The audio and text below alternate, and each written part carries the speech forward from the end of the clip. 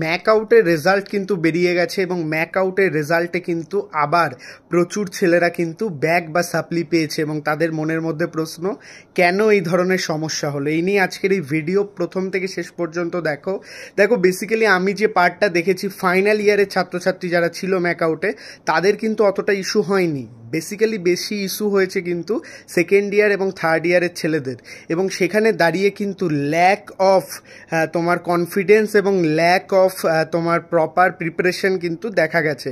বিভিন্ন ফ্যাকাল্টির সাথে আমি কিন্তু কথা বলেছি যারা খাতা দেখেন পুরো পার্টটা, তারা বলছে অনেকেই কিন্তু খাতায় কিছুই লেখে না, এবং সেখানে দাঁড়িয়ে কিন্তু ব্যাক পাওয়াটা একটা স্বাভাবিক বিষয়। আর অনেকেই যারা ডিপ্লোমার পরে বিটেকে আসে, ডিপ্লোমার পড়াশোনাটাকে যেরকম ভাবে সেটাকে বিটেকে করতে যায়, সেটা কিন্তু কখনোই নয়। বিটেকে কিন্তু পুরোপুরি ডিফারেন্ট, এবং সেখানে সিলেবাসও কিন্তু একটা হিউজ পরিমাণে থাকে।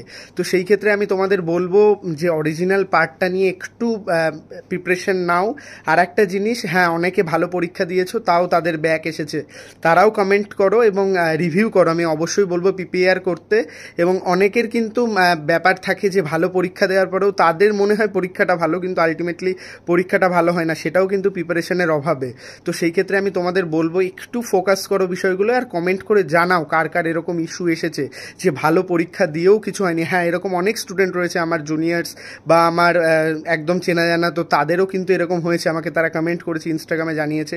সেই ক্ষেত্রে কিন্তু প্রবলেম যাতে তোমরা ফিউচারে ফেস না করো, সেই ক্ষেত্রে প্রিপারেশনটাকে কন্টিনিউ করো, আর চেষ্টা করো প্রিভিয়াস ইয়ার যে পেপারগুলো রয়েছে সেগুলোকে ভালো করে রিসলভ করার জন্য।